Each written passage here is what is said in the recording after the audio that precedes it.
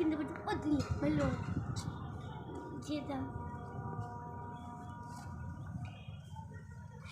Homework చేద్దాం.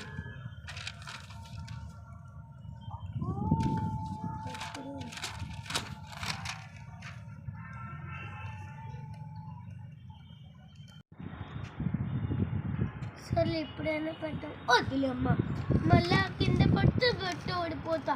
సర్లే కొద్దిసేపు కలర్స్ చేసుకుందాం. అరే కలర్స్ కూడా అయిపోయినాయి, ఇంకా అమ్మ రాలేదే.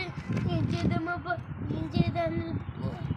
బట్ ఇక్కడ పడితే కింద పెడితే నేను ఓడిపోయినట్టే. ఇప్పుడు ఎట్టో